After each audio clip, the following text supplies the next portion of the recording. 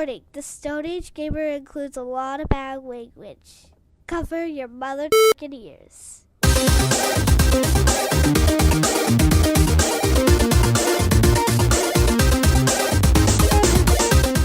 Good evening and welcome to episode 180 of the Stone Age Gamer podcast for the week of, not December 8th, 2017. What week is this?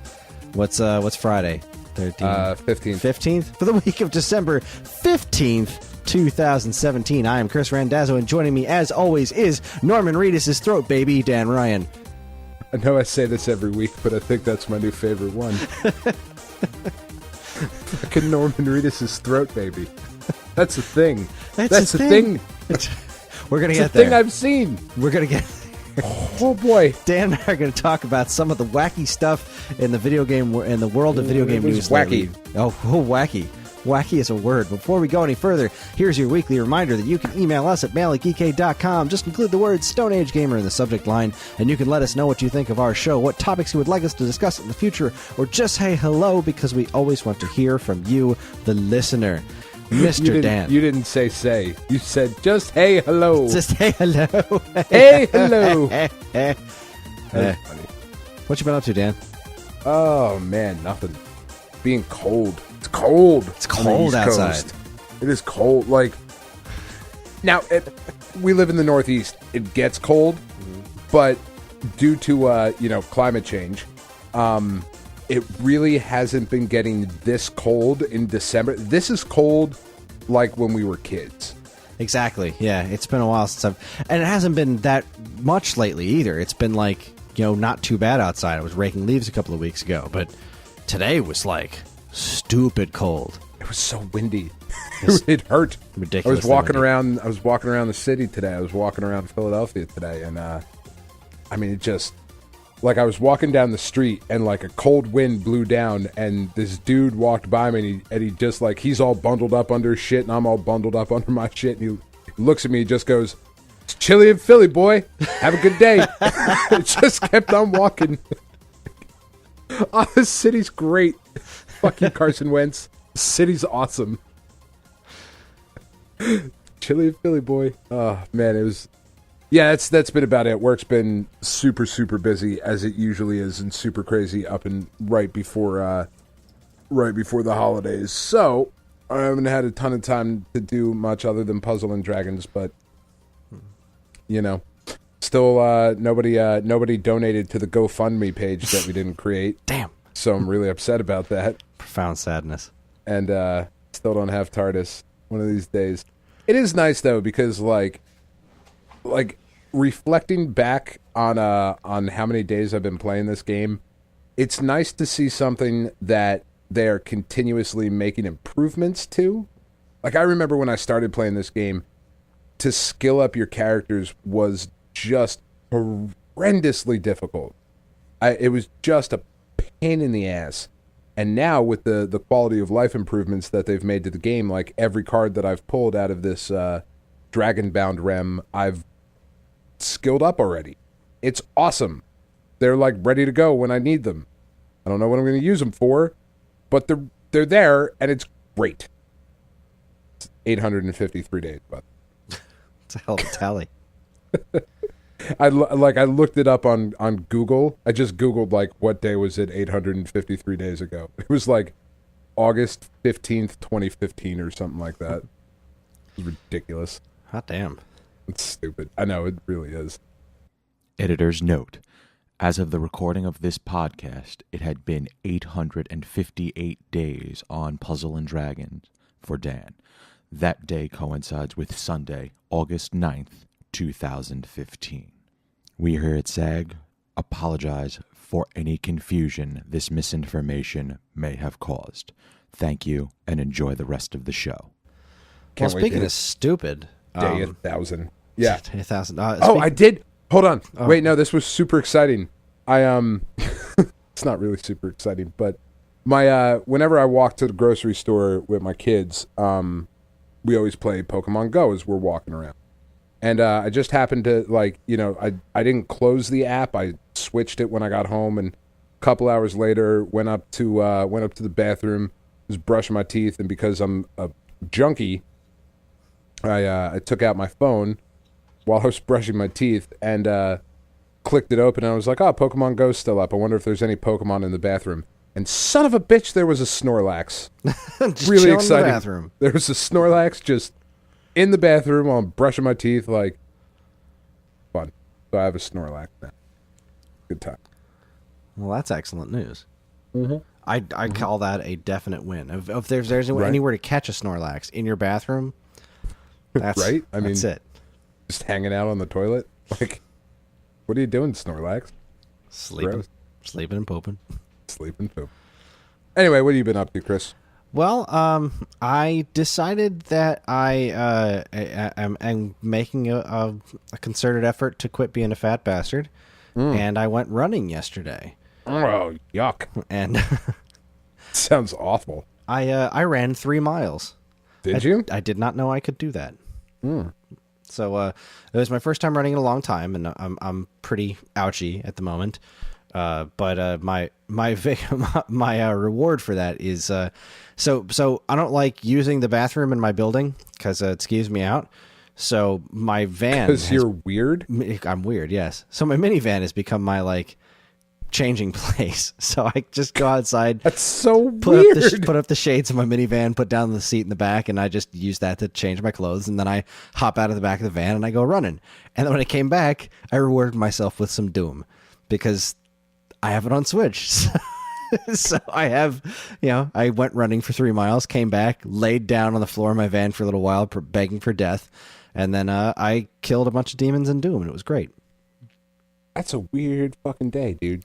Yeah, I'm working on running twice a week for a while until that becomes tolerable. So Right. I'm gonna be doing it again tomorrow if I'm physically capable of it. We shall see. But so I've been playing more Doom. Obviously, what did I just do? I just stopped some sort of reactors from exploding, and it was just this wonderful room. I died once, and then I said, "Ooh, I'm going to save this for later because this looks like fun." It's just this room. As soon as you stop this reactor thing from going off, just a ton of demons fill the room. Nice. It's just so much fun. I got the plasma rifle, which is nice, but it blows through ammo super fast. And I tend to stick with the shotgun. Is really my favorite, still my favorite weapon. Though one of the things that I did come across is my first challenge room. I forget exactly what they call them, but you get to these little warp points, and they just warp you into a room, and they hook you up with a challenge. And then this one was kill, I think it was 15 imps within the time limit, and if you do the glory kills, you get extra time. And so I lost the first time, and then the second time I was like, okay, I got this. I totally got this. So he has to do it with the shotgun, and I just destroyed it. This is my second attempt, and it was so much fun because it's like they just keep respawning in this little round room, and you're just like, come here, motherfucker, and you just keep ripping their arms off and breaking their necks, and it's just delightful. I love Doom. It's so much fun. Let's see what else. I beat Super Mario Odyssey. Did you? Oh boy, what a great ending sequence that has. So I can't believe this surprised me either. Like it shouldn't have, but it did. So you fight Bowser, and it's pretty much the same. No shit. It's pretty much Bowser? the same fight you had with him earlier in the game, where his hat pops out a couple of boxing gloves, and then you have to take his hat. You don't possess his hat, you just knock it over and then you put it on. You run at him and he just beat the fuck out of him. It's really funny. So they just made kind of an extra version of that where you have to do it a little more challenging. But then you finish things, and because you're on the moon, something goes wacky, and then you're hurtling, the area on the moon is going to blow up or something like that, and there's a whole escape thing. And so it's you and the princess and Bowser, and you have to possess Bowser to get everyone out of there safely, which I don't know why I didn't think that was going to happen. But as soon as I was like, oh shit, I get to throw my hat at Bowser. And it's really disturbing. You can tell that both parties are really unhappy about it. But then you get to be Bowser with a Mario cap and a mustache, and you get to run around as Bowser breaking a bunch of shit to break everyone out of there. Nice. And then you go into a 2D segment because they have those cool little 2D segments, and then you Right. get to run around as the Super Mario 1 Bowser sprite breaking bricks and shit with the Naturally. princess on your shoulder with Princess Toadstool's 8-bit sprite, which is great. Naturally. And what I really dug about the ending of the game was like at the very end, like Bowser's still there, and then Mario's like wearing this tuxedo because you get this tuxedo when you go to crash Bowser's wedding for no reason other than that it's hysterical. Well, and like you have to dress appropriately. you do, and like Bowser comments on your outfit, and apparently different outfits that you wear, if you change out of the tuxedo and put something else on, Bowser will say something different to you about your clothes. Like he'll be shitty about it. Probably. That's awesome. I can't wait to try again. But so like Mario goes to hit on the princess, and then Bowser goes to like hit on the princess again because they're both wearing their tuxedos, and the princess is just like, you know what, screw you guys, and she leaves them there. She just fucking maroons you on the moon, and like I think Mario jumps up to kind of grab on, but the whole ending sequence was absolutely brilliant. It was just great. Spoiler alert. Yeah, right. Sorry. I mean, I don't know if you caught my surprise. I mean, I can't believe that you fight Bowser. I mean, because you already had done that. Like, that's so I know, odd. it's a real shocker, but they did wind up coming up with some, they wound up making it creative, and God knows how they keep making fighting Bowser creative, but they did it.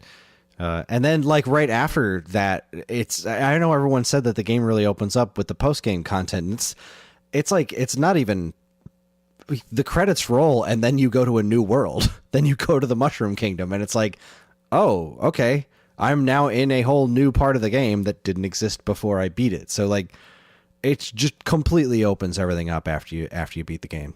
That's pretty wacky. But It is pretty cool.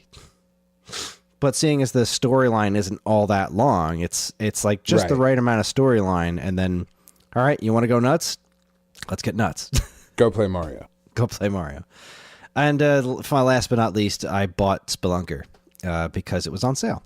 I said to myself that this game was $30, and there's no freaking way in hell I'm paying $30 for a new Spelunker game. It's just never going to happen. No. But I just hopped on the eShop the other day and looked at the games on sale, and I saw Spelunker was on sale for less than $20. And I said, well, $20 was pretty much what I'd pay for that game. So I'm in. So I haven't played it yet, besides the demo that I absolutely loved. But I have it for whenever I'm done playing all the other things. I still haven't even touched the Zelda DLC yet, so... Oh, wow. That surprises me. I've just been playing Doom and Odyssey, and like I want to get into it, but I'm thinking to myself, I turn this on, and then I'm not going to do anything else in these other two games. And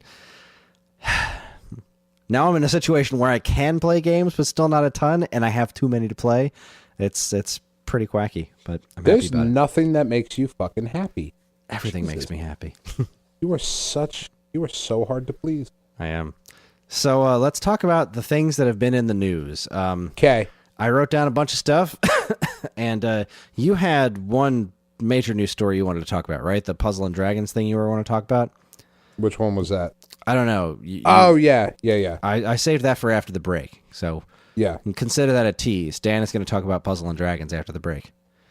It's not even news. It's just something that fucking annoys me. But yeah. All right. We'll get to it. We'll get to it. So let's start with... Let's go a little bit out of order here, because I think we should start with the most important news story. Ryan Reynolds has been cast as Detective Pikachu. I don't even know what kind of a world we live in where we deserve that or need or want that. I'm not sure of any of this. So now, I looked into Detective Pikachu a little bit a while back. From what I've come to understand, it's a lot more bizarre than we think it is. Like, I think it's, and I could be very wrong here, and let me just issue this blanket statement. I could be very wrong about almost anything I say on the podcast ever. Just want to throw that out there. Yeah, we are really know absolutely nothing. We're somewhat informed. Not even that. But we speak with confidence. And It's really the only thing we have going for us.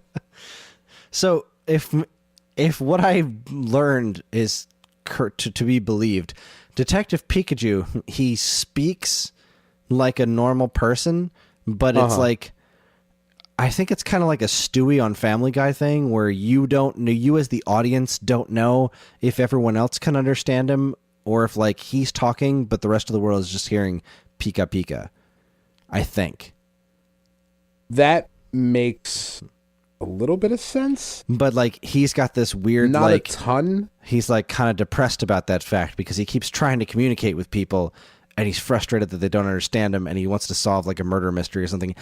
I don't know. This whole thing is so weird. It's so weird. And it's a little bizarre. And the casting of Ryan Reynolds is like, I mean, awesome. It's awesome. Don't get me wrong. It's great. Awesome. But it's like, this makes it seem like this is not the kind of movie I thought it was. Cause like, I figured this was like a Fathom Events kind of thing, not a big release.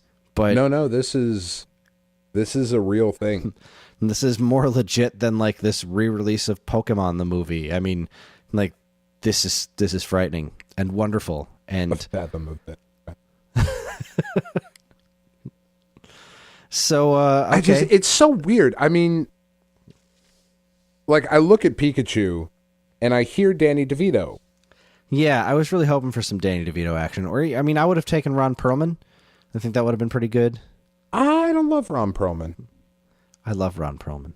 I don't know why I don't love Ron Perlman. I don't either. And I'm sure he's a very lovely man and, whatever. I don't get it. I don't get the Ron Perlman thing.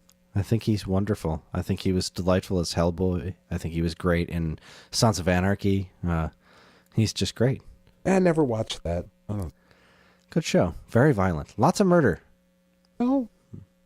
All right. Well, then, Detective Pikachu, I'm picking up what you're putting down. I get it. Lots of murder. That's what I'm hoping for. Murder. All right, so let's move on. Poker murder. Let us move on to PSX happened, right? PlayStation Experience. It was a thing. From what I've come to understand, there wasn't a ton of news out of it. It seemed to me like it was just a really, really, really big VR push. No, to a point. I mean, I watched it, and the press conference, which in years past had been a ton of announcements and like, here's this fucking cool thing, and here's this cool thing, and like all this awesome stuff, and like that's where they debuted the new Uncharted game that came out this year, and like a bunch of other stuff. This year was mostly just like rehashes of stuff that they showed at what was it, Paris Games Week? I think was the last big, I think so, like trade show. But yeah, like they and they had interviews, like Cory Balrog was there, and it was like they kept making a joke about how he had to go back and like keep working on God of War, and like he has to go finish God of War, and my thought was, why the fuck are you here? Go finish God of War, god damn it. Like the biggest announcement I think for me from that show was that God of War is going to be 25 to 35 hours long. And that's awesome. Which, like, all of the God of War games beforehand had been like 10 hours at most. Like if you're really taking your time and trying to do everything, they're still on the relatively short side. But I mean, there was a couple of other things. Like, I'm not looking at the show notes, so I apologize if I'm jumping out of order, but like really the only new thing that we got information on was that there is and we don't know if it's a remake or a remaster or what, but Medieval, the original Medieval, is coming out on PS4. I believe it's a remaster. I think that's what it's being billed as. I think so, but like they were still a little vague about that. But like whatever, it's I'm basically Medieval. expecting like what they did to the Crash Bandicoot thing. Which will be awesome. I mean, That's such a fun game, and it's such a cool character. And, we've talked about on the show before about how, fuck, Medieval, like bring that franchise back. It's a good franchise. Mm-hmm. So hopefully this will spark some interest in it. Would be nice to just give it a good, healthy reintroduction to different generations. It's very charming. Very indeed. So where I was going with this whole PSX thing was that there was a new trailer for Death Stranding. Yeah. I don't know why I want it. I do. So, if you haven't seen this trailer, by all means, find it and look at it, because I don't even know how I would begin to describe it. But when I mentioned Norman Reedus' throat baby, like there's a part in the trailer where it zooms in Norman Reedus' throat and there's a baby in there, and I think he gives a thumbs up. Yeah, and then they zoom back out because there was a baby strapped to these guys, and they're in this weird post-apocalyptic Silent Hill looking place, and they've got these. So they're trying to be inconspicuous, it seems, but they've got these crazy pinwheels of death on their shoulders, constantly swirling, obnoxiously blinking, the whole trailer. I'm just staring at this thing what possible use could you have? What possible reason could there be for you being this annoying? And it's just chilling on their shoulder the whole time. Said so. Holy crap. And then one of them dies and he's holding a baby and he gives it to Norman Reedus. And I don't even remember how they got to the point where Norman Reedus either ate the baby or it was absorbed into him or something. I don't know, man. And then there's these weird shadowy wraith looking things. Uh-huh. I don't know what that's all about. Can't wait to play it. This is so I don't know what I'm going to play though. I don't even know. Is it even a game? I don't know. It's going to be a gem swap puzzler. It's a gem swap puzzle game. Absolutely. It's Kojima at his Kojima-ist, I think, which we're about to find out whether or not that's a good thing. We are, because something's telling me that this guy needed a leash. Yeah, I mean, for all intents and purposes and, reviews and sales figures, it wasn't a great thing for Inafune. Mighty Number 9 did not do well. No, it did not. And the rest of the concept stuff, because haven't they already partnered with another studio or been bought out or something already? I feel like that's the case. I know that the Gunvolt stuff's been doing well. Right. Because, it's a fun game and they actually finished it. But that was before, wasn't it? That was announced after the Kickstarter, but before Mighty Number 9 came out. Okay. And then they did that Mighty Gunvolt thing for the Switch. Yeah. That's supposed to be this is what Mighty Number 9 should have been. Yeah. It's actually fun. And then there's that weird Xbox exclusive one. Did that come out? Is that the thing that's supposed to be the Mega Man Legends offshoot? But no, not I'm thinking Mega Man. Else. It was a 3D kind of thing. I don't even fucking know what's going on with Inafune, and it breaks my heart. Yeah, it does. It does me too, because we'll talk a little bit more about that when we get to one of our later stories here. But I mean, maybe Kojima needs a leash. I mean, it's maybe he very does, possible that he does. On the other hand, people this might be really the most excited brilliant about it. thing. Yeah, it might be brilliant. I can already tell it's not for me. I'm not lining up to buy this game, but No, I'm kind of glad it exists because of how completely insane it is. And I love how Norman Reedus is so on board. You saw him at the after the trailer, and he's just I don't know what any of that was about, but I'll keep doing it because this guy's awesome. Because this guy's great. Love this guy. Yeah, that was wonderful. It was all right, cool. He's as confused as we are. I'm in. I mean, I'm not in, but I'm glad it's here. I'm glad it exists. In Kojima, we trust. Exactly, because in Kojima, we were born again. In the real world, we had no Fight Club. No, I got it. I got it. His name was Robert Paulson. I am Jack's complete lack of surprise. God damn it, Space Monkeys. Get the fuck off the porch. I fucking love that movie so much. I haven't seen that movie in so long. Oh, it's so good. So let's see. I'm not doing these in any real order. They were just kind of the order that I wrote them down. So let's see. The Game Awards happened. They did. I didn't watch them at all. I did not. I turned them on for 14 seconds, and it was some band playing, and I said, well, I don't have time for this. I actually forgot they were happening. Yeah, because they mean nothing. I appreciate what Jeff Keighley's trying to do, but Sure. It's But when you walk into a store and you see 58 different games that have a Game of the Year edition, yeah, Game of the Year kind of stops meaning things. it doesn't mean anything. Yeah. Like when you go into a store and you like see a bunch of Blu-ray releases and it says winner for Best Picture, there's not more than one of those per year. Yeah, that's That's Academy Award winner. Yeah, And you can really kind of narrow that down. But the Game of the Year edition, they're just like Game of the Year, not like AIAS Game of the Year. Like they used to do that. Like you used to see like there was Ocarina of Time or whatnot had a little label slapped on it. The AIAS was here's this one Game of the Year, hooray! But it's like boxing now.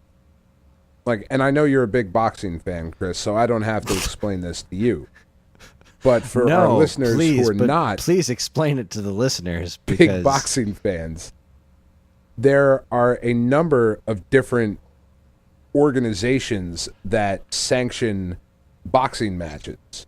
So whereas back in the day, Muhammad Ali was the world champion, now I think there's 7 organizations that each have a world champion, which is why you have dudes like when Floyd Money Mayweather comes out to fight, he's got all types of different belts. It's because he's the champion for all these different organizations. Wow. It's very confusing and very dumb. That is. And there's only 1 or 2 that people really care about, like the WBO, and I forget what the other one is because I've really fallen off boxing in the last number of years, but there's not really, like, does the video game industry really doesn't have an equivalent of that? I know Jeff Keighley is trying to make his thing that, but it's not really there yet. Nah, it's not. It's getting better, though. It is. I will say that they are making some serious strides, but it's just not there yet. It's not quite. But at the Game Awards, there were some announcements, and one of those announcements was that Bayonetta 1 and 2 are coming to Nintendo Switch. Which is great. And which is even more great is that Bayonetta 3 is in development. Is exclusively that for Switch. Going to be exclusive to Nintendo, right? It is, yeah, exclusively for Switch. That is awesome. And as expected, there was like huge backlash afterwards. Like, oh, it was bad enough that 2 was exclusive. Why are you making 3 exclusive too? And then Kamiya kept coming back. Just like 2 wouldn't have existed without Nintendo. There you go. Therefore, 3 wouldn't have existed. It's gonna be a Switch exclusive. Deal with not it. Enough of you fuckers bought the first one. Be thankful that Nintendo published the second one and buy a Switch. Yeah, like people didn't buy Wii U's for that, but now the Switch is actually a viable platform. Like, there's a lot of good stuff on the Switch. Go buy the Switch if you want to play Bayonetta. I might actually pick those up. I'm definitely Switch. picking them up because I never got around to playing. Santa Claus happens to bring one. I didn't get around to playing the Bayonettas because I bought Bayonetta 2 because it was on stupid sale, but I really wanted to get the 1 and 2 pack because I wanted to play the first one first. Right. And but I never got my hands on the first one for Wii U, and I also never got around to buying it for the other platforms. But now this is it. This is one of the things I'm doing next year. I'm playing Bayonetta 1 and 2 because I played the demo of Bayonetta 2, which was freaking ridiculous. Like, it was really good. So I've heard just astronomically good things about Bayonetta 2, and I'm really excited that they're bringing this back. Like, that was really great news. I really do feel like Suda51 games belong on Nintendo platform. Well, that's not Suda51. This is not Suda. Hideki Kamiya. This is yeah. What is it? Sorry. Okami, Beautiful Joe, that kind of stuff. Yeah. I also stand by my statement of Suda51 games belong on Nintendo consoles, but I agree. Kamiya. Oh man, I forgot all about that. There's a new No More Heroes game coming out. I know. How did I forget about that? Jesus. There's some good shit coming out on Switch. I'm really excited. I'm really excited that you're now stuck in the rut that the rest of us have been in for so long of like, I'm never going to play all of this. Yeah, because like I have that, but for like a ton of old games. But I mean, like the Wii U's release schedule was pretty much on pace for me, and I just finished Donkey Kong Country a few months ago. That's all. I still have Wii U games I didn't finish yet. I got a Wii U game I haven't even opened yet, crying out loud. I bought Rodea the Sky Soldier because it was on clearance, and they haven't even sniffed it yet. That's awesome. Never gonna happen because I'm a bad person. That's the thing. You're not going to. Yeah, because now there's all this great new stuff coming out that I Yeah. can't wait to mess around with. Who wants old shit? So, well, speaking of old shit, in a similar move to, we got the curtain lifted on some serious Mega Manning. Some like- serious Mega Manning. All right, so let's get the smaller stuff out of the way. This isn't the order in which they announced it, but first off, Capcom is putting Legacy Collection 1 and 2 on Switch. I thought you were going smaller than that first, but okay. No, I say smaller because this is only one platform. So Legacy Collection 1 and 2 are coming to Switch. There's going to be Amiibo support added. Yay, I guess, whatever. But whatever. I'm super happy to get these because I want NES games on my Switch. I do think it's interesting that these two collections are coming to Switch just because, number one, I always wanted them. Like, when they announced these, I was like, this is so stupid that these aren't on Switch. The only legit reason I can think of is that there's something with the Virtual Console that's preventing them from doing this, but I guess that's not the case. So, first off, why didn't you put these on Switch in the first place? Like, this was the safest of bets. 100%. There was no risk of putting these games on Switch at all whatsoever. So, but hey, better late than never. I'm in. I'm super excited to have nice HD versions of 9 and 10 that I can take with me wherever I go. I'm just really excited to play through all the old Mega Mans on the Switch because I love the platform and it's super great and it's Mega Man. And it's Mega Man, you know, like I want to play through Mega Man 8 again. I don't love that game, but it's been a long time since I've played it I've had it in a format that I really wanted to play it in, and I feel like the Switch is the right platform. I'm excited. And you want to go back and play the best Mega Man game, which is Mega Man 7. It's one of my favorites, but no, it is not the best. No, It's Mega Man 3. So right. They also announced that, and they were a little bit more vague on this one, but Mega Man X games are coming to all platforms.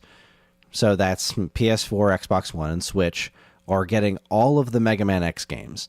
But they didn't announce how they're releasing them. Right. So, or see, and like what my fear is that it's not the Mega Man X games, it's the Mega Man X game. It's like Mega Man on a bike. It's just Mega Man skateboarding and like rollerblading and doing stupid shit. It's like Tony Hawk's Pro Mega Man. Like, ugh. That's not a fear. That's amazing. Actually, now that I say it out. It's all different Rush transformations. Rush just transforms into a pair of stupid rollerblades. Only with 2 wheels, though, because you're fucking super tough. Rush transforms into a hacky sack. Is hacky sack in the X games? I am so out of touch. I don't know. I'm thinking of California games. Yeah, oh, that's way different. Mega Man California games. Now that is something I'm way into. Yes. So much yes. So TNC Surf Designs starring Mega Man. As long as that gorilla's still in it. Yeah. Thriller Gorilla. TNC Surf Designs. Let's put that energy out into the world. See if we can make that happen. Let's revamp that one. Maybe somebody can actually teach me how to do the surfing section. I want a big Thriller Gorilla in HD. I want a Thriller Gorilla Bubsy crossover. Yeah, no, well, yeah. I mean, I would. I would too. In a heartbeat. Anyway, yeah. So Mega Man X. How do you sell these games? Like, it's got to be. It can't be just as basic as a collection because. You know, once you get to like X7 and X, yeah, but those were just like the 2D guys, right? How did the X collection go up to? It was just X6, I think. Did it include the PS1 games, or was it just the crap? What was in the Mega Man X collection? I don't know. Keep talking. I'll look it up. We'll edit this part out, and we'll just be like, oh yeah, it was this. Yeah, we won't edit this out. This is good. This is good podcasting right here. This is good material. Podcasting. But I mean, we're talking about the Mega Man X titles here. Like, yeah, you could sell the first one, you could sell the second one, you could sell the third one, you could sell the fourth one, you could sell the fifth one. I don't know who's buying X6, and I sure as shit don't know who's buying Mega Man X7. The Mega Man X through X8 plus Battle and Chase. So 9 games total. Wow, they had the PS2 games in that collection? Yeah. Holy crap on a... So, I mean, that's got to be... Like, you can't do a collection that's less than that. I mean, but they did with the Mega Man Anniversary Collection. They split it up. With the Legacy Collections, yeah. The Legacy, Anniversary Collection had everything all chunked together, and then the Legacy Collections. But the thing with the Legacy Collections was that they kind of did more to remaster these games. They put in some effort. Yeah, they put in some effort, which... Instead of just dumping some ROMs on a disc and being like, hey, buy it. Hey, Navi mode was neat. But no, I mean, I like the Anniversary Collection, but... I do too. I loved it. I liked the X Collection as well. Yeah, and like the thing about the Legacy Collection, I have not actually played it because I don't have the platforms that it was released on. Right. But, I read about it, and they were like, no, we put a lot of effort into making these, as true to form as possible. Like, they're the best... They're essentially remastered, but not remade in any sort of way. And I really appreciate that, but I also looked at it like, well, you're selling just Mega Man 1 through 6, and well, it just seems kind of cheap to me. Yeah, And I actually missed wrote 4 of them there, kids. I wrote a whole article about it, like, after they announced Legacy Collection 2, was that Legacy Collection 2 was basically the excuse for Legacy Collections 3 and 4. Right. Because, like, it's missing Mega Man and Bass, which is a pretty blatant omission. Like, that game is... Right, but then we're talking about the 0 games, and there's still more that they can... Well, yeah, but I mean, we're there. talking about just, like, the games that are part of that continuity of the original, OG Mega Man continuity. Right. Mega Man and Bass it's one of those games. It's directly referenced in the ending of Mega Man 9. Like, they show that last scene of Mega Man and Bass when they're showing all the different times Mega Man has... Was it 9 or 10? I don't remember. It might have been 10. But one of the things, he goes up against Wily after you beat him, and it just shows all the times that he's beaten Wily. And he's like, this is ridiculous. I've done this so many times. And Mega Man and Bass was in there. Like, it's one of the Mega Man games.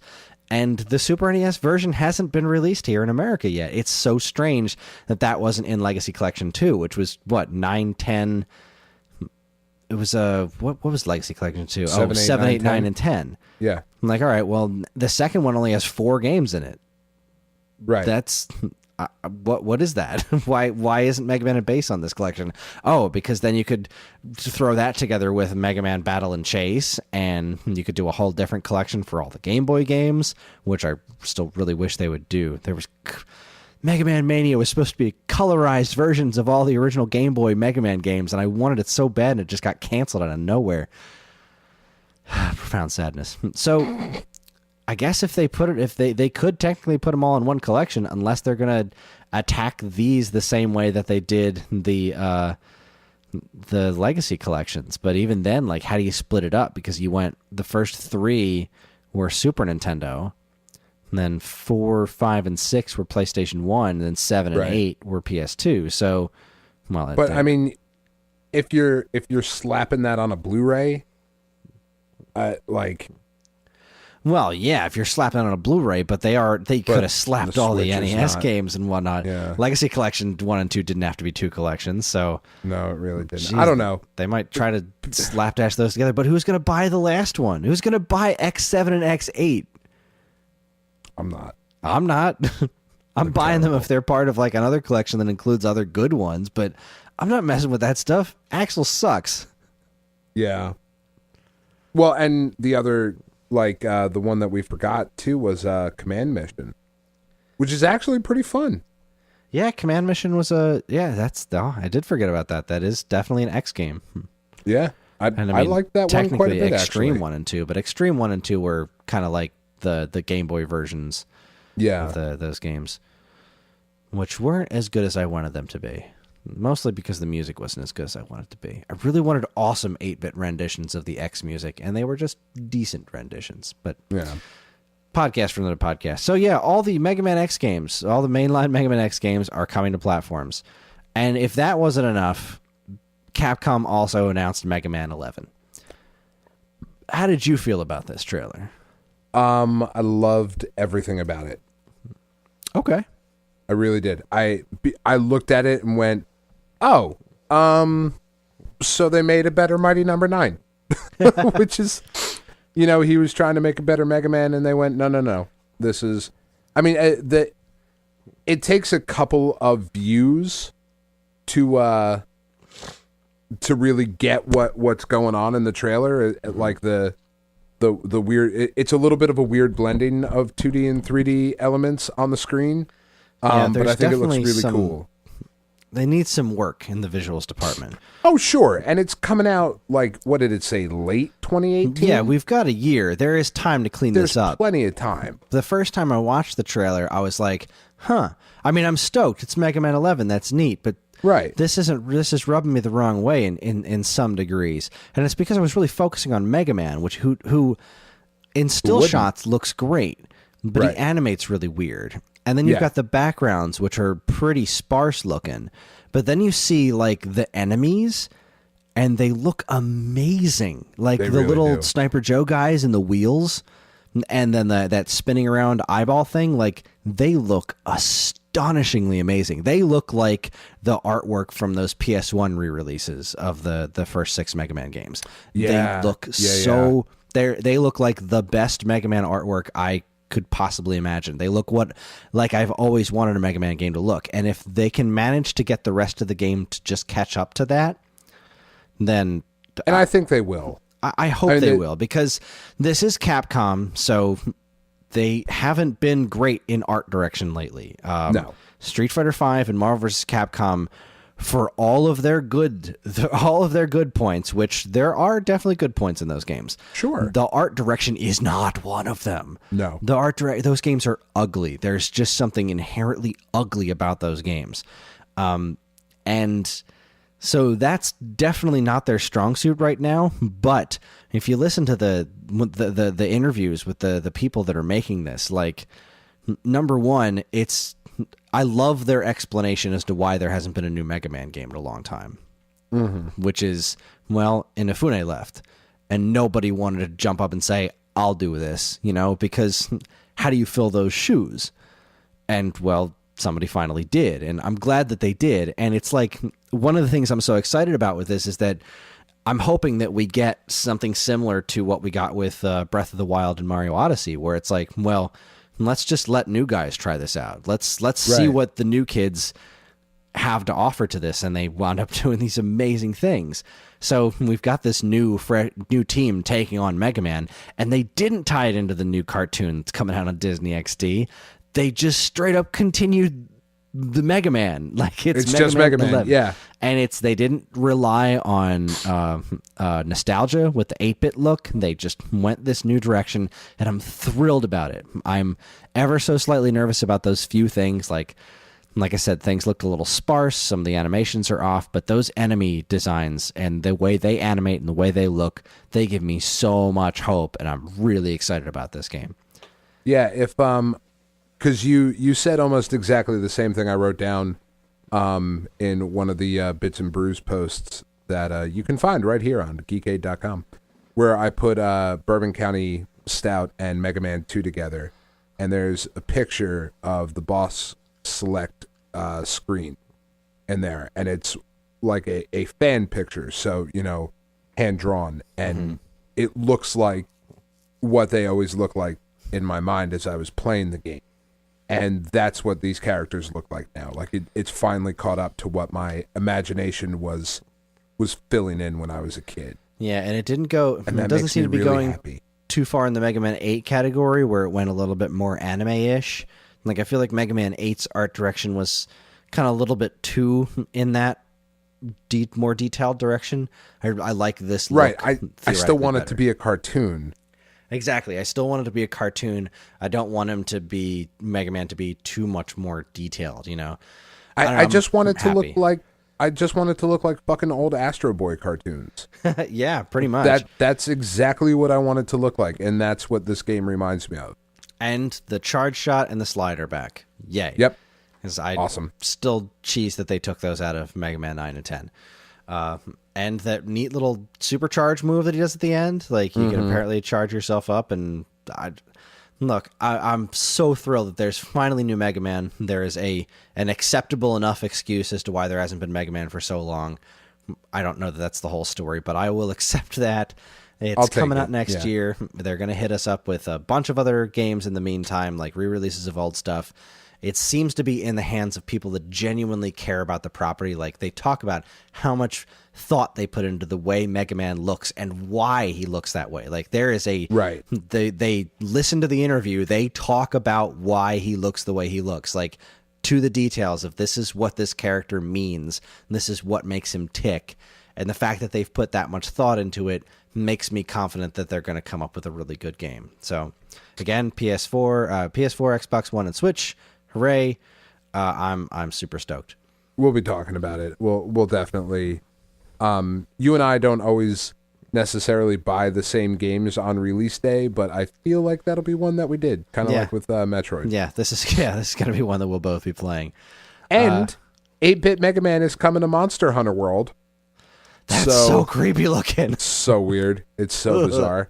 I played a little bit of the beta that they had this past weekend for Monster Hunter, and I still don't get it. Yeah, I'll never get Monster Hunter, and I'm okay with that. Let's just chalk this up to like Death Stranding. I'm glad it exists, but I'm okay without it in my life. Yeah, I don't need another thing. Yeah, I don't need to understand this one. All right, last one we're going to talk about before the break is another new release that I am honestly a little excited about. And I hope I get more excited about it in the future. But Soul Calibur 6 was announced. I'm really excited. It looks very good. I haven't liked the last couple of Soul Calibur games. There just has been something a little lacking in them. But I feel like Namco has really got their shit together right now. With are they publishing Fighter Z?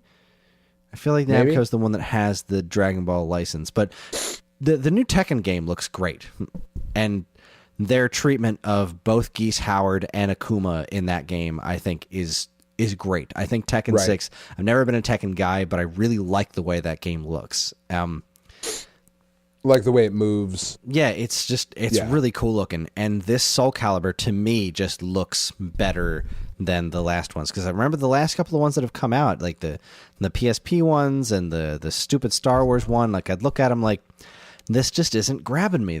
I haven't been excited about a new Soul Calibur game since Soul Calibur 3, and this one really was exciting to me. I was genuinely upset that it wasn't announced for Switch, but there are lots of rumors that the reason for that is that they're holding off the announcement because it's going to have Link in it again, and they're going to do it in a Nintendo Direct. Which would be insane. I actually hope it has Mario in his hat. Mario and Cappy? That would be hilarious. Mario and Cappy going up against Lizard Man seems like a damn good time. I think because they didn't announce exclusive characters for Sony or Microsoft. I don't think so. No, not yet.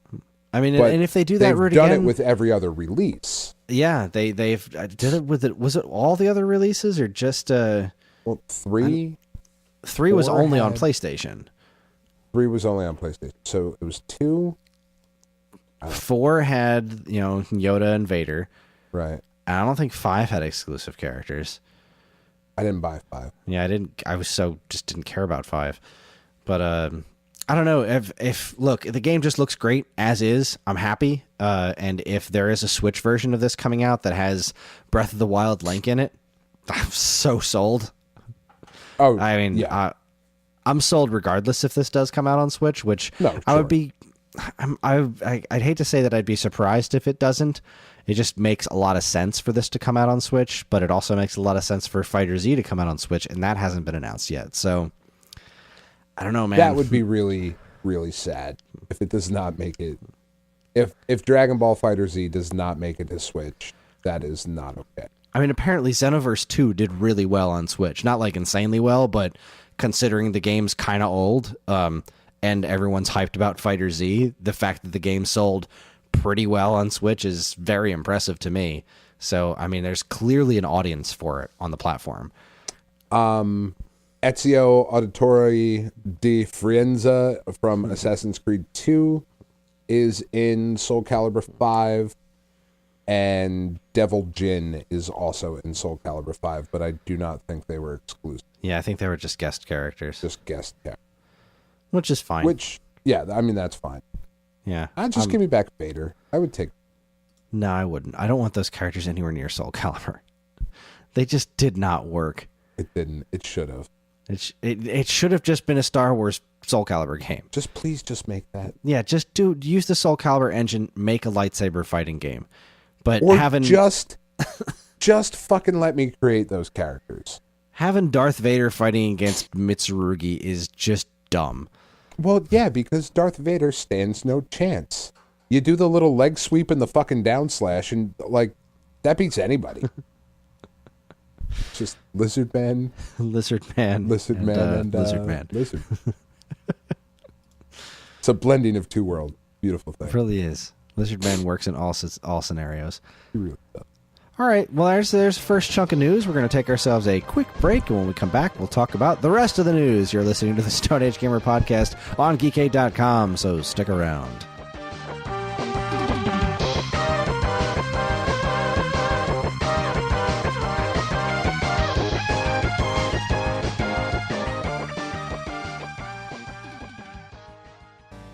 And now, here's a look at some of the other original content available right now at Geekade.com.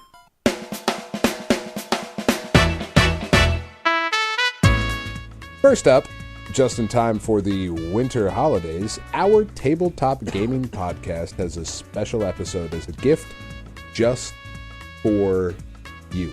Aww. Join Dave and returning guest Rocco for another D&D adventure in which Dave's trademark hero, Alubris, is transported to an island of mystery. Can he escape being hunted by unusual creatures and avoid the worst fate of all? Find out in an all-new, You Shall Not Pass Go extra Planet of the Ick. Ick.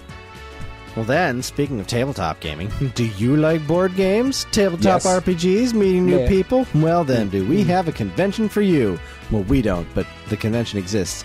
Matt Much checked out the latest con offered up by the Penny Arcade Empire and reported back to us on all the cool stuff he saw there. Find out what new games you should be trying to get your hands on as last-minute holiday gifts and lots more in PAX Unplugged. Welcome home, located in the Think Tank. You know, I'm really upset that nobody will buy me One Night Ultimate Werewolf. Just looks like a lot of fun. I want to play it with people. I'm upset that nobody will buy me Werewolf for NES. Really? No. I did really like that game. When I was think a I kid. already have it. Thought it looked really cool. Werewolf? Werewolf? Werewolf. Why are you talking like Finally, the fellas from the Non-Stop Comic Shop have a fresh new episode just for you. Get it? Just like the other commercial I read. First, they look in Jordan's Why the Hell Do I Own This collection and find some Punisher goodness.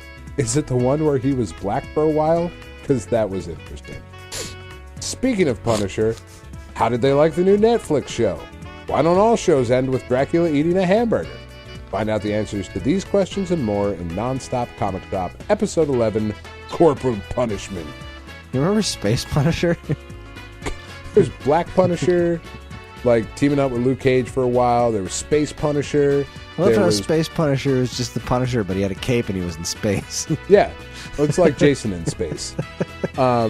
There was Captain America Punisher when like Cap died and he was like, I'm gonna get a really fucking dumb outfit and like wear a mask for some reason. There's fucking like stupid bandaged up Punisher all the time. Like every fucking issue, he just had a lot of white bandages all over him. So it was like, what are we doing? All Dude, of this Punisher's is dumb. crazy. All of this is stupid. And that Netflix show, I've only watched the first episode because Tiff has been sick. But holy fuck is it violent. Hooch is crazy. It's so good. I can't wait to start it. It's good. You can catch all this great stuff plus tons of other articles, videos, podcasts, and more right now at geekade.com. I think he was a Venom for a while. I think there was a Venom storyline. The Vunisher. The Vun- The I want Varnisher. to fund your windows. What? That doesn't really work. Stop it, Frank.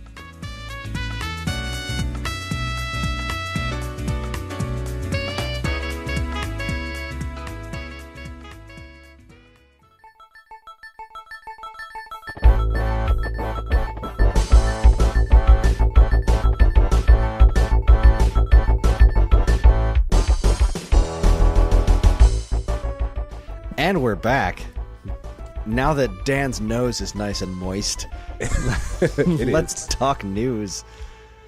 Dan, you had something related to Puzzle and Dragons that was pissing you off. Why don't you talk about it? Yeah, what's driving me nuts about this is it's EA again. EA again. How is EA related to Puzzle and Dragons? The loot box fiasco that they have unleashed upon the world of video games with Star Wars Battlefront 2 has gotten so bad so quickly that there are members of the United States Congress. There's one guy particularly that has his ire has been raised. He's a senator from Hawaii, and he is looking to introduce a bill into Congress, and it's in the early stages of the bill. But basically, it would put a ton of restrictions on games that have gambling components to them. One of those games being Puzzle and Dragon.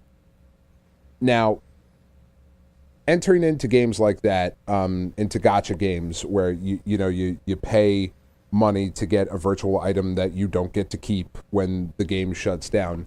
Like, we are all very much aware, anybody who plays these sorts of games, and Battlefront 2 is included, anybody who plays these sorts of games is aware that, whatever money I dump into this game, when they shut the servers down, it's gone. This isn't something that I get to take with me.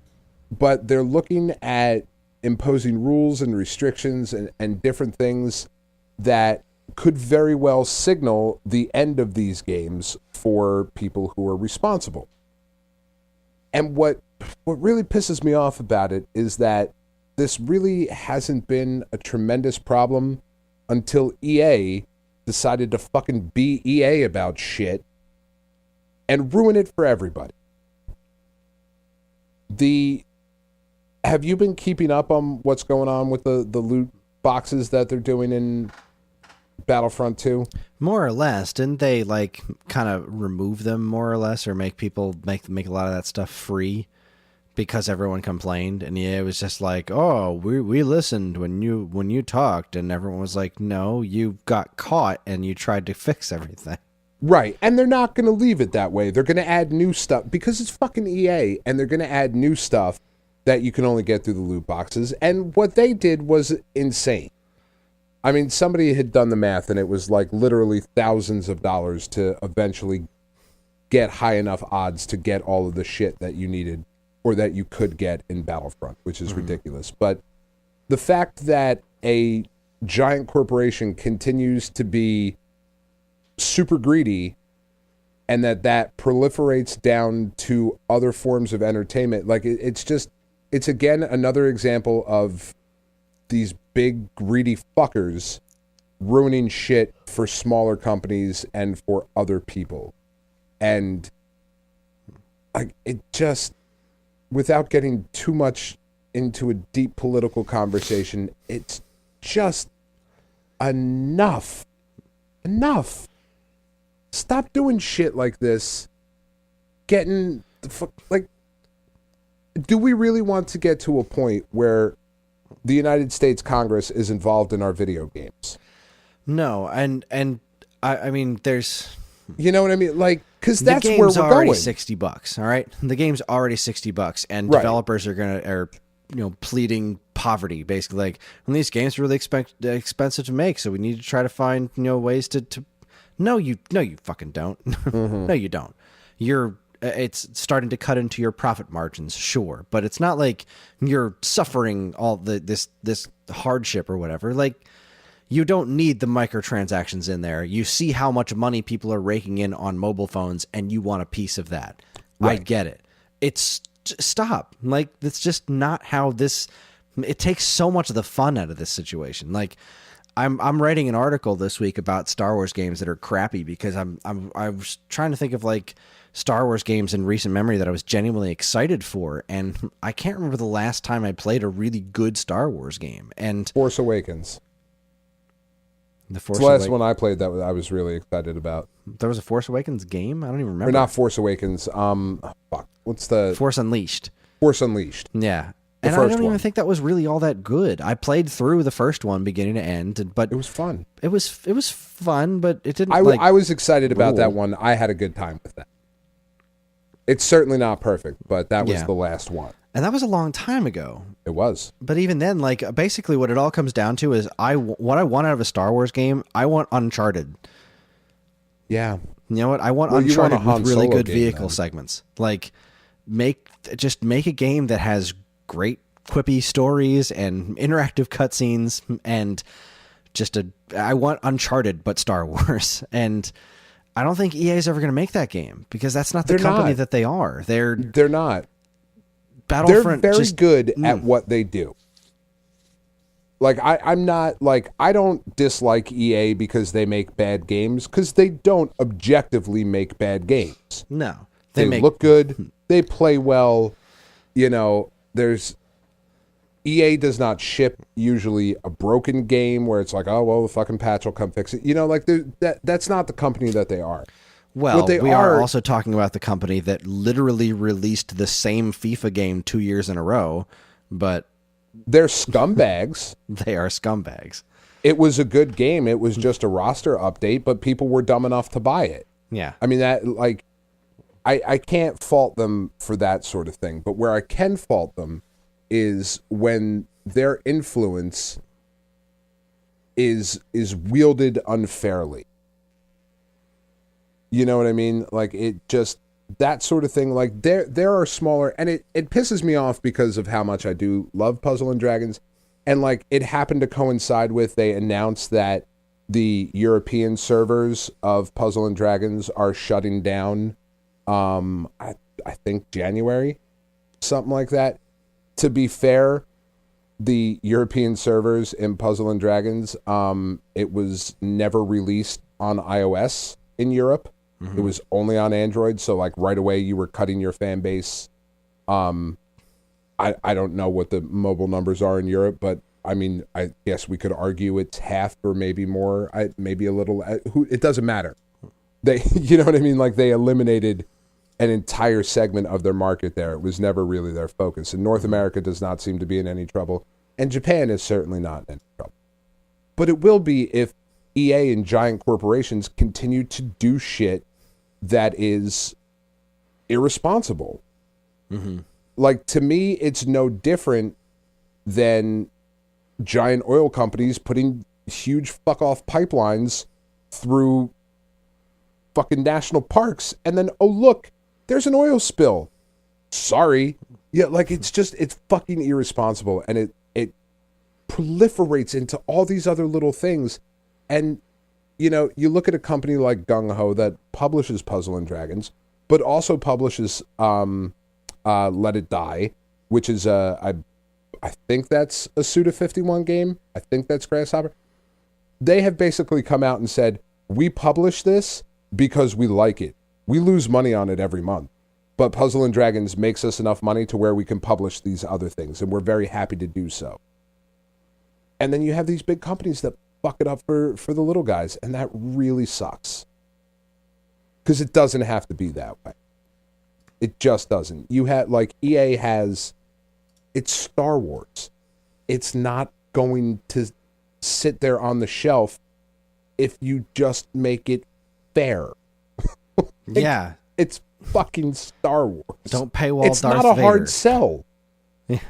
You know, like, oh God, it just pisses me off.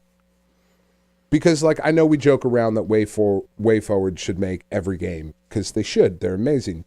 But a Way Forward Star Wars game? Give me that fucking game. A Retro Studios Star Wars game?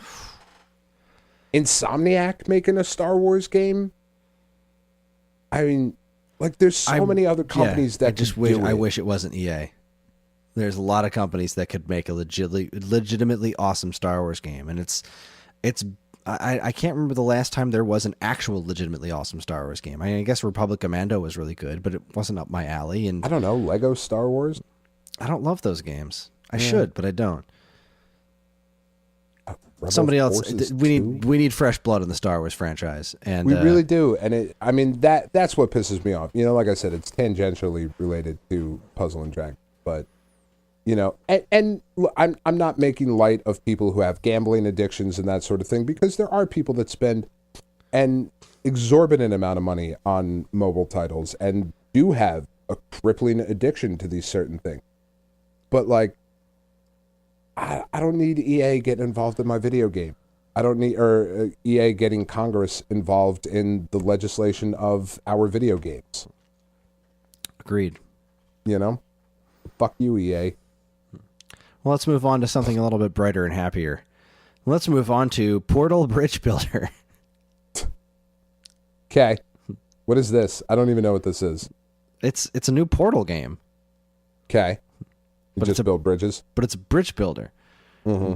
But it's Portal. It's like got GLaDOS in it and everything. Mm-hmm. But it's bridge building. Mm-hmm. With vehicles. I don't understand why. It's not at all what I wanted. No, it's not Portal 3. In fact, it's not even made by Valve. It's like an indie game or something, but they got the Portal license added to it, and it looks neat as hell. I mean, maybe it's great. I'm so confused. I don't know. See, I read the headline about this, and I was like, all right, I don't know what this means. So I looked at the trailer, and I'm like, no, that's GLaDOS. Like, this is actually this is an official Portal product right here. This is not some weird offshoot thing. Like, it's actually Portal, and it's like, so it's like 2D, and I think the idea is like you're in the Portal universe, and you're trying to get a truck from one end of the screen to the other. So it's vehicle physics, but with portals. Mm-hmm. That's crazy. That is crazy. So like you're driving across a bridge that crumbles, but there's a portal underneath it that puts your truck somewhere else. But like you're trying to safely get a truck from one end of something to the other instead of a person. I'm so confused. Happy it exists. I'm happy too, because there's barely anything in this. Like it does not show much of anything. There's a truck that says Aperture Science on the side. There's a bunch of turrets. There's GLaDOS. And the truck falls through a portal, and then a bridge collapses. Like, it's a weird little trailer, but I'm thrilled that it exists, because it's like, all right, well, there's new Portal, and it doesn't look like a bad offshoot. This isn't Federation Force over here. Like, no, This isn't the Portal sequel that we want, but it's also like, no, the brand's not dead. Here's this neat idea. And that's basically how Portal started to begin with, Here's this neat idea, let's make a game. So here we are. So I'm pretty happy about this. And it's also coming to Switch, which is the first time Portal is going to be on Switch.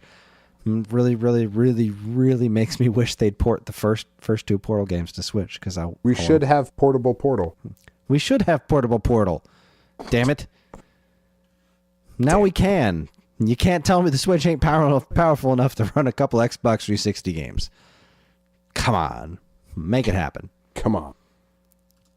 That would be so great. Oh boy! Speaking of good news, though, did you see this Street Fighter 30th Anniversary Collection? Yeah, it's got everything. Holy crap.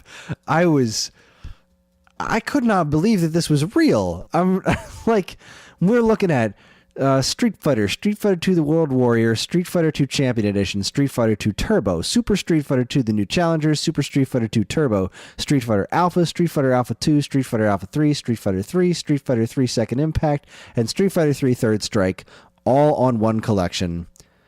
All, according to the trailer, arcade perfect translations of these games. So we're not getting Alpha 2 Gold or the a remaster of the PSP version of Alpha 3 with all those extra characters in it, like Alpha 3 Max or whatever. But that's fine, because Alpha 3 is phenomenal on its own. And this collection is coming to Xbox One and PS4, which is great. And the fact that it's coming to Switch is hilarious. Because I hope it's cheaper than it's other gonna one. be the same price. Fuck! I'm trying to come up with the words of how deliciously bizarre it is that Capcom had this cooking. You know, like, this didn't just happen. Like, they didn't just flick a switch the other day. Like, this is something they've been working on. Mm-hmm. And they still decided to release Street Fighter 2 for $40 on the Switch. Just Street Fighter 2. Like, yes, it's Ultra Street Fighter 2, and it's got the HD remix graphics and some art galleries or whatever. And I don't give a crap. It's still just Street Fighter 2. Yeah. You fuckers keep paying $10 for Mario Run, you're getting $40 Ultra Street Fighter 2. That's what fucking happens. I would have paid $10 for Ultra Street Fighter 2. No, you're part of the problem. What you're missing? I think you're missing the big thing here. Which is Street Fighter 2 Hyper Fighting, Super Street Fighter 2 Turbo, Street Fighter Alpha 3, and Street Fighter 3 Third Strike will all have multiplayer online. They will all have multiplayer online. And unlike the Street Fighter 20th Anniversary Collection, it's got Street Fighter on it. Like, no, Street Fighter isn't a great game. But when they released the Street Fighter Anniversary Collection and Street Fighter wasn't on it, that was kind of weird. It was kind of weird. The game's what, like 24K of memory? It wouldn't have taken much to throw it on the disc. Yeah. Which is basically what they're doing here, because it's just there for historical purposes. Like, nobody wants to play Street Fighter 1 for anything other than the curiosity of it. And I love that it's there. I'm so happy that that game is there. I am really sad that did not get an online mode. That just would have been so weird, right? It would have been awful. Why? It would have been awesome. It would have been so bad. This just, the only thing that makes me kind of sad about this is like, wow, I now really wish they'd port, Street Fighter 4 Arcade Edition over to Switch, because I freaking love Street Fighter 4. It's great. But I mean, I'm really not out to complain here, because I'm getting a new excuse to play Alpha 3 and Third Strike, like, and on the go, no less. Like, I'm getting a new excuse to not play, or to play a game that doesn't have Rufus in it. And that makes me really happy. Rufus. Which one was Rufus? Why can't I remember Rufus? The big fat one? Oh, God, Street Fighter 4 Rufus, that's right. Oh, God, I hated Rufus. So cheap. Yeah, I did not care for Rufus, but he was the only character in that game that I genuinely didn't like. I liked everybody else in Street Fighter 4. I hated playing against him. Fuck Rufus. Yeah, Rufus was awful. But the other new characters were great. Like, Juri was great. Hakan. I love Hakan. Oh, my God, I loved Hakan. Man, I wish they'd put that one on. of these days, Chris, you and I will put together not a top 10, but the definitive ranking of Street Fighter characters. That's a good call. We're gonna do the whole fucking kit and caboodle. Even the EX characters that aren't Even the technically EX owned by characters. Capcom? Even the EX characters. Spoiler alert: Skullomania #1. Have you? Did you see the Street Fighter V the new character pack that's coming? I know Sagat's coming. I saw the trailer for Sakura, and I saw that Blanca was announced. Yeah, it's. Have they shown Sakura. what he looks like yet? Yeah, he looks pretty cool. I mean, just the image that. I don't think he's been like in motion yet, but he looks pretty cool. Because Blanca's one of my all-time favorites. He's my favorite Street Fighter 2 character. Next to Guile. I'm thinking of the art direction in Street Fighter 5. Not as good as Skullomania. It's Sakura, Blanca, Bulk, who looks like one of the soldier girls with Cammy. I don't know if she was in 4 or not. Cody, G, and Sagat. I do not care for the Street Fighter 5 art style. I know feel that like you do not. Blanca's going to be weird on that. I also hope that they don't screw with his move set the way they did with Guile's, where Guile's not a charge character anymore. That really bothered me. I also hate Sakura. She's like my least favorite Street Fighter character, I think, next to Rufus. I just hate that character so much. Fair enough. She just bugs me. I should have read a little further after the trailer. Falk and G are, because G looks a little bit like Abraham Lincoln, is what they wrote here, and yes, he does. But those two are brand new characters. Oh, okay. Did I hear that Guy was in there too, or Cody? Just Cody, not Guy. Okay. Yeah.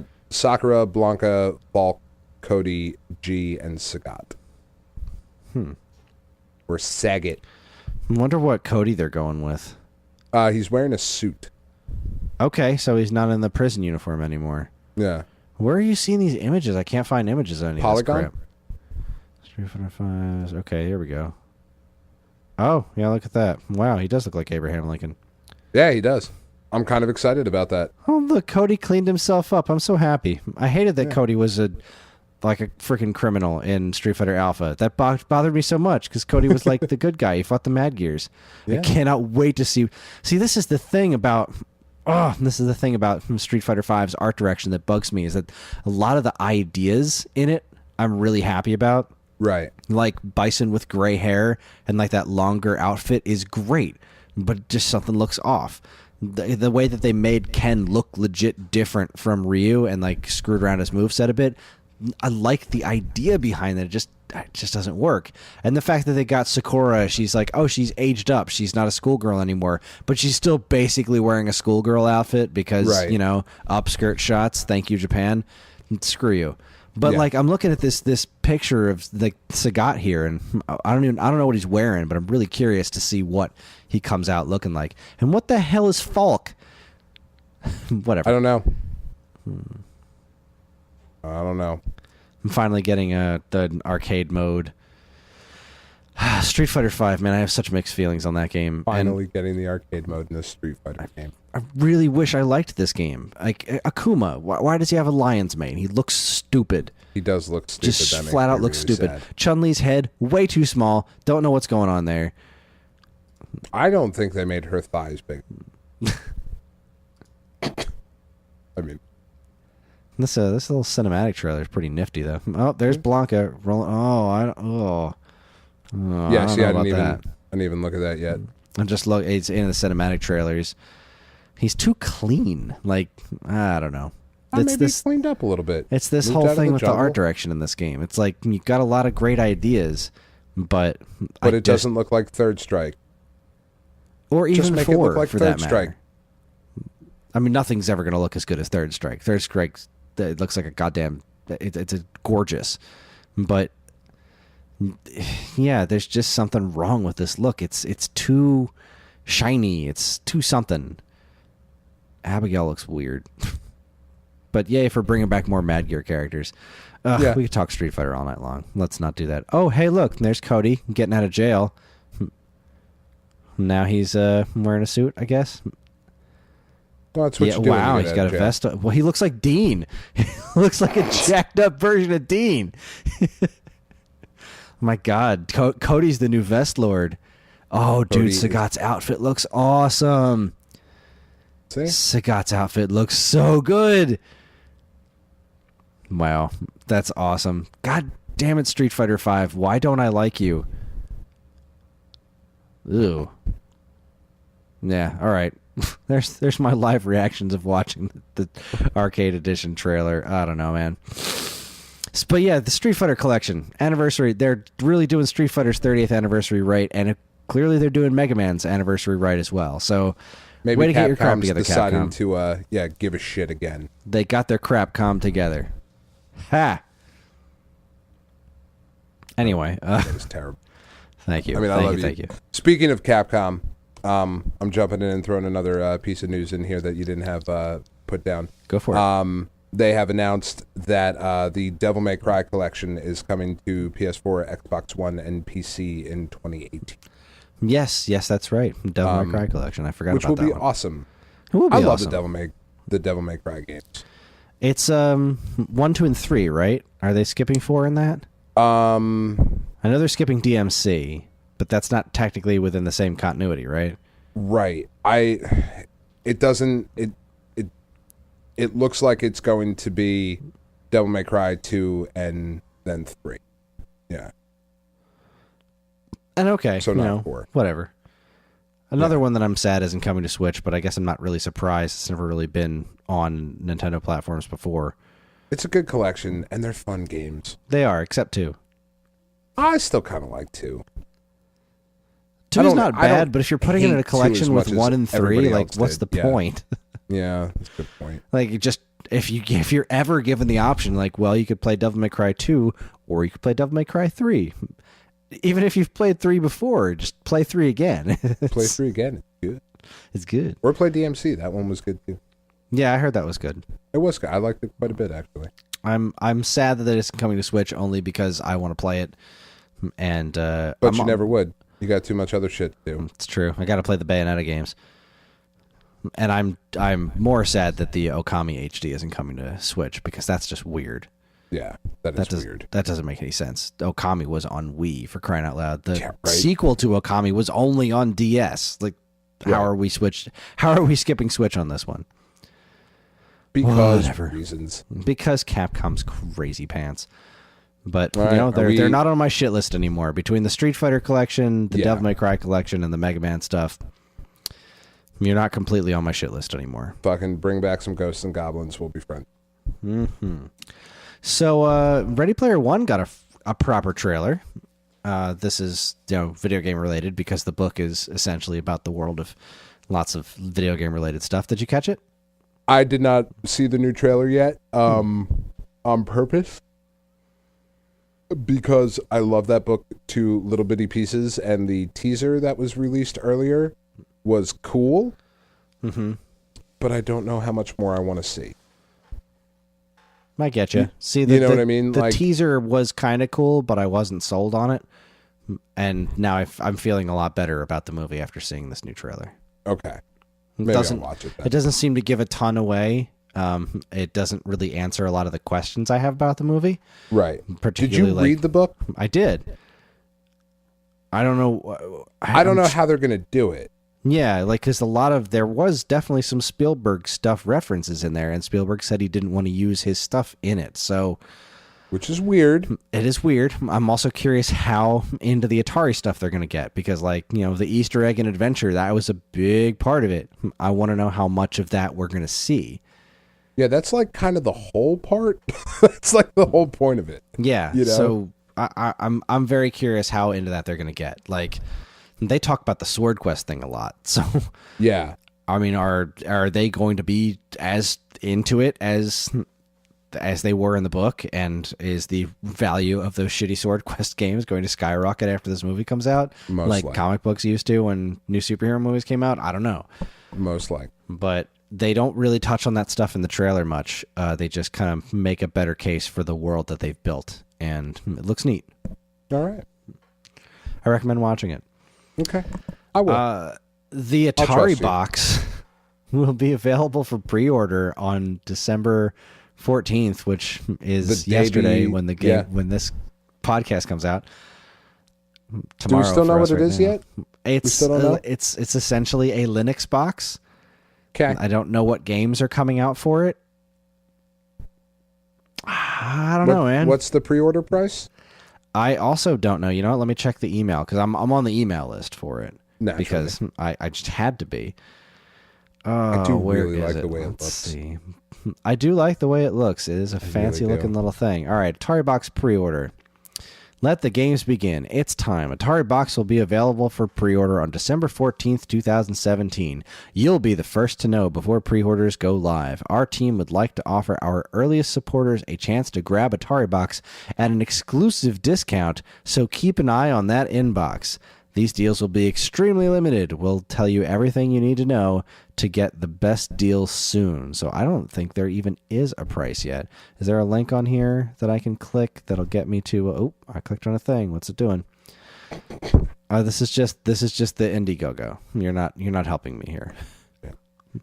All right. I don't know, man. This is apparently my grocery store down the street is on fire. So that's neat. We should wrap this up so I can go look at it. Free marshmallows, pre-toasted. That's awesome.